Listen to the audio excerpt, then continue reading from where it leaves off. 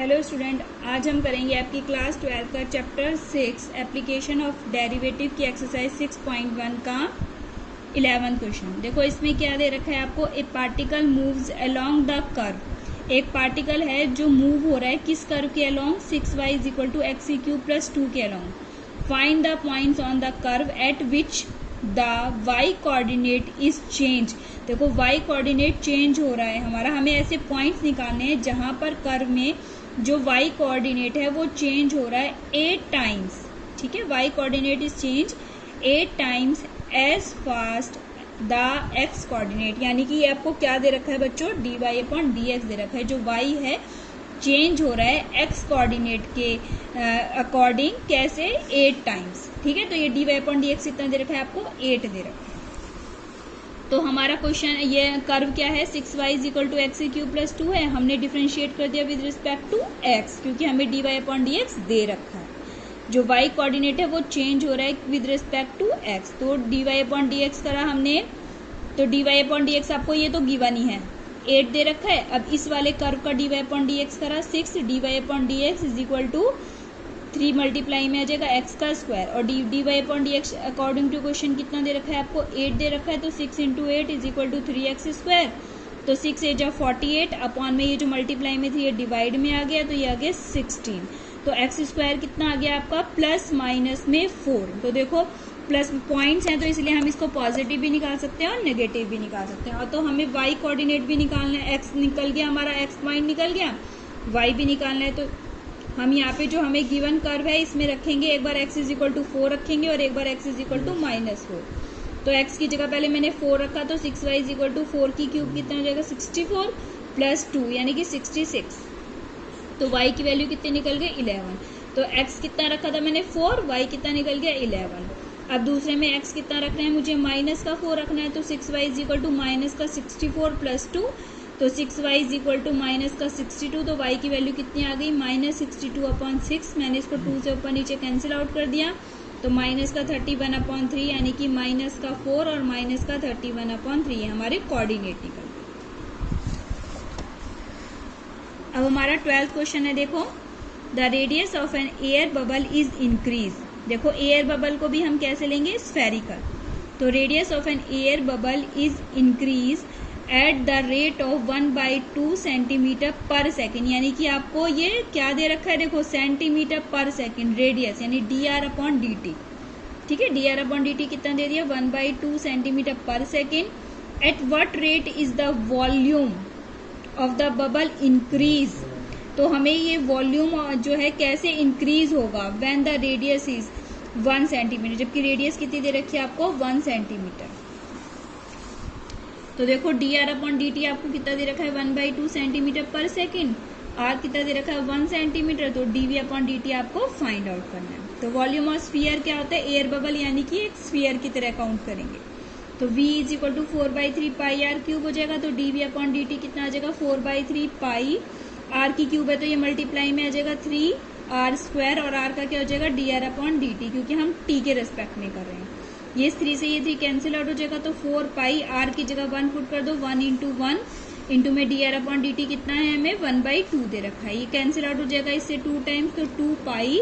अब v के लिए क्या आएगा, सेंटीमीटर क्यूब पर टाइम के लिए सेकेंड, ये हमारा आंसर आ जाएगा। हमारा 13 क्वेश्चन देखेंगे, a balloon which always remain spherical. देखो एक बैलून है जो हमेशा स्फेरिकल रहता है और उसकी जो डायमीटर है वो वेरिएबल है। ठीक है, वेरिएबल डायमीटर 3/2 2x + 1 ये हमें डायमीटर दे रखा है जो वेरिएबल है, यानी कि x को हमें एज ए वेरिएबल लेना है। Find the rate of change of volume with respect to x। यानी कि वॉल्यूम में जो चेंज करना है हमें किसके रेस्पेक्ट में करना है, x के रेस्पेक्ट में।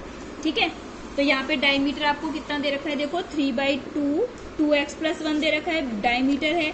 तो रेडियस का कैसे निकालेंगे, इसको अपॉन 2 कर देंगे। अपॉन 2 का मतलब यानी कि 3/4 हो जाएगा आपका। तो 3/4 2x + 1 ये हमारी क्या निकल गई, रेडियस निकल गई। अब हमें निकालना है क्या है बच्चों, dv/dx निकालना है। तो ये स्फेरिकल है, तो वॉल्यूम ऑफ स्फीयर क्या होता है हमारा, 4/3 πr³ हो जाता है।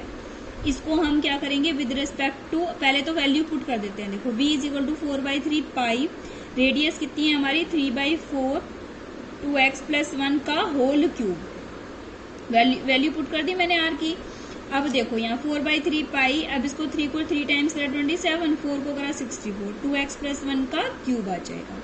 अब इसको थोड़ा सा सॉल्व कर लिया हमने, 3 से ये काटा 9 आ जाएगा, 4 से इसको काटा 16 आ जाएगा, पाई 2x + 1 का होल क्यूब। अब इसको विद रिस्पेक्ट टू x करेंगे, dv/dx कितना हो जाएगा 9/16 पाई। तो एज इट इज ये जो पावर में 3 है ये मल्टीप्लाई में अगर 3, 2x + 1 का एक पावर कम हो गई, स्क्वायर हो जाएगा। और फिर हम अंदर वाले का करेंगे तो अंदर वाले में 2x का क्या हो जाएगा 2, 1 का क्या हो जाएगा 0, तो 2 आ गया मल्टीप्लाई में। तो ये हमने थोड़ा सा और सॉल्व करे, 2 से ये काट दिया हमने, 2 8 16, 9 3 27 पाई 2x + 1 का होल स्क्वायर, ये हमारा आंसर आ जाएगा। हमारा 14 क्वेश्चन देखेंगे बच्चों।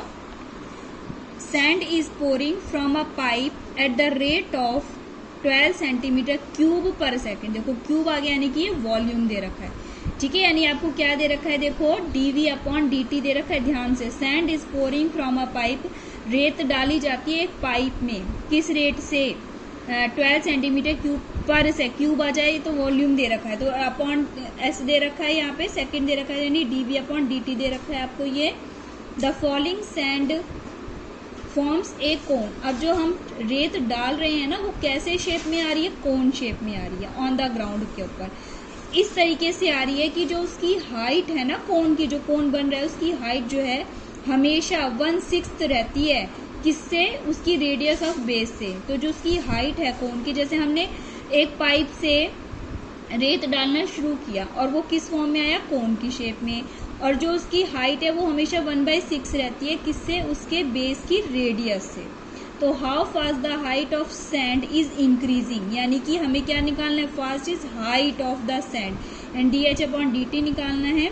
व्हेन द हाइट इज 4, और जबकि हाइट कितनी होनी चाहिए 4 सेंटीमीटर।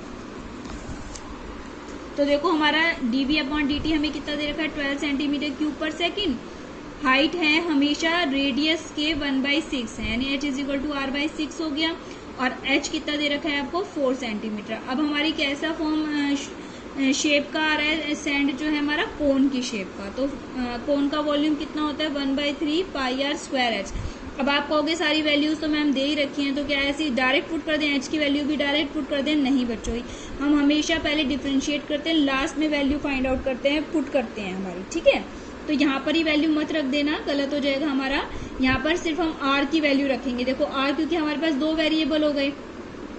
अब जब हम इसका dv/dt निकालेंगे तो दोनों का dr/dt भी लिखना पड़ेगा u × v से, और dh/dt भी लिखना पड़ेगा। dh/dt तो हमें निकालना है, चलो, लेकिन जो ये r है dr/dt आएगा वो तो हमें गिवन ही नहीं है क्वेश्चन में, फिर 2 वैल्यू अननोन हो जाएंगी, तो इस वजह से यहाँ पे हम r की वैल्यू रख देंगे। r की वैल्यू कितनी आ जाएगी, देखो आपकी 6h, हम 2 वेरिएबल में से एक वेरिएबल में बनाएंगे, तो r की वैल्यू कितनी आ जाएगी मेरी 6h हो जाएगी।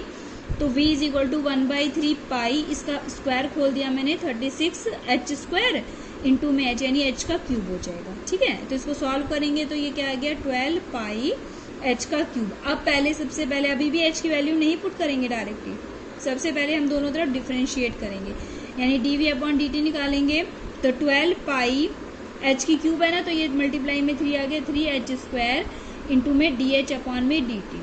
अब dv/dt आपको कितना गिवन है 12, यहाँ 12 पाई 3 h की जगह 4 × 4 इंटू में dh/dt। तो 12 में इन सबको मैं डिवाइड में ले आई, तो ये 12 से 12 कट गया, तो 4 4 जा 16, 3 जा 48, तो 1/48 पाई सेंटीमीटर पर सेकेंड हमारा आंसर आ जाएगा। तो ये 1/48 पाई सेंटीमीटर पर सेकेंड कितना आ गया हमारा dh/dt, जो हमें फाइंड आउट करना था। अब देखेंगे हमारा 15th क्वेश्चन और 16th क्वेश्चन बिल्कुल सेम है। The total cost CX in rupees associated with the production of X, यानी कि जो टोटल कॉस्ट है वो जो है प्रोडक्शन ऑफ X के आपको एक इक्वेशन में बना के दी गई है, जो नीचे दे रखी है, of an item is given bye. तो ये गिवन है आपको टोटल कॉस्ट किसके फॉर्म में दे रखी है, प्रोडक्शन के लिए, प्रोडक्शन की फॉर्म में। तो फाइंड द मार्जिनल कॉस्ट, हमें मार्जिनल कॉस्ट निकालनी, यानी कि DC/dx निकालना है, ठीक है। मार्जिनल कॉस्ट क्या होती है, DC/, यानी कि टोटल कॉस्ट को जब हम विद रिस्पेक्ट टू x करेंगे तो हमारी क्या निकल जाएगी, चेंज निकल जाएगा, total cost in change with respect to x निकल जाएगा। और वेयर x की वैल्यू कितनी दे दी फिर आपको इसने 17 यूनिट्स आर प्रोड्यूस, यानी कि एक बारी कितने निकलते हैं, 17 यूनिट निकलते हैं। तो यहाँ पे बिल्कुल आसान है, ये आपको ये दे ही रखी है, सी एक्स दे रखा है, इसको दोनों तरफ विद रिस्पेक्ट टू एक्स कर देंगे, D C upon D X कर देंगे। तो आपको बताइए ये 0.07 तो as it is X cube का क्या हो जाएगा, 3 मल्टीप्लाई में एक्स स्क्वायर, यहाँ पर भी 0.03 इंटू में 2x प्लस में 15x है तो 15 हो जाएगा। ये हमारा कांस्टेंट है तो इसका रिस्पेक्ट में करेंगे तो ये 0 हो जाएगा, ठीक है। मल्टीप्लाई कर ली इसकी, 3 7 21, यहाँ पे 0.021, यहाँ पर कर दी 0.06x प्लस 15। अब x की वैल्यू हमें कितनी दे रखी है, 17 दे रखी है, तो D C upon D X कितना निकल जाएगा, x की जगह मैंने 17 पुट कर दिया, यहाँ 17 का स्क्वायर, यहाँ पे 17, ये 15 एज इट इज। इन सबको सॉल्व कर लिया तो हमारा क्या आंसर आ जाएगा, 20.967, ठीक है। बिल्कुल सेम है हमारा 16 क्वेश्चन। टोटल रेवेन्यू दे रखा है, total revenue in rupees receive from the sale कितनी है, x यूनिट्स है, प्रोडक्ट इज गिवन बाय, ये तो इतना दे रखे टोटल रेवेन्यू, और कितनी सेल में दे रखा है, एक्स के फॉर्म में दे रखा है, ऐसे दे रखा है। मार्जिनल फिर से वही निकालना है, मार्जिनल रेवेन्यू निकालना है when X is equal to 7। तो बिल्कुल सेम ऐसे करेंगे, D R upon D X कर लिया हमने, ठीक है। तो ये 26x हो जाएगा, ये 26 हो जाएगा, एक्स की जगह 7 पुट कर दिया, 26 इंटू 7 प्लस 26, ये हमारा D R upon D X कितना आ जाएगा, 208, ये हमारा आंसर आ जाएगा। अब हमारा 17 क्वेश्चन देखेंगे बच्चों। The rate of change of area of circle, यानी कि हमें एरिया के सर्कल में चेंज निकालना है विद रिस्पेक्ट टू रेडियस, यानी कि D A upon D are करना है, ठीक है। D A upon D R निकालना है आपको, विद रिस्पेक्ट टू रेडियस दे दिया ना, जहां पर टाइम नहीं दे रखा और यहाँ पे अकॉर्डिंग टू क्वेश्चन हमें क्या दे दिया, रेडियस दे दिया, और आर कितना दे रखा है हमें 6। तो एरिया ऑफ सर्कल कितना होता है हमारा, देखो पाई आर स्क्वायर। अब हमें D A upon D R निकालना है, तो हमने दोनों तरफ विद रिस्पेक्ट टू आर कर दिया, तो D A upon D are कितना आ गया हमारा, ये देखो पाई तो एज इट इज, और 2 जो है इसका मल्टीप्लाई में आ जाएगा, यानी 2r हो जाएगा। तो 2 पाई, रेडियस कितनी दे रखी है आपको, r इज 6 दे रखा है, तो क्या आ जाएगा 12 पाई, यानी ऑप्शन कौन सा आ जाएगा इसके अंदर, 17 में option B is correct answer आ जाएगा, ठीक है। अब देखो 18 क्वेश्चन है हमारा, बिल्कुल जैसे हमारे 15 और 16 क्वेश्चन थे। इसमें क्या होता है, आपको टोटल कॉस्ट दे रखी होती है या टोटल रेवेन्यू दे रखा होता है।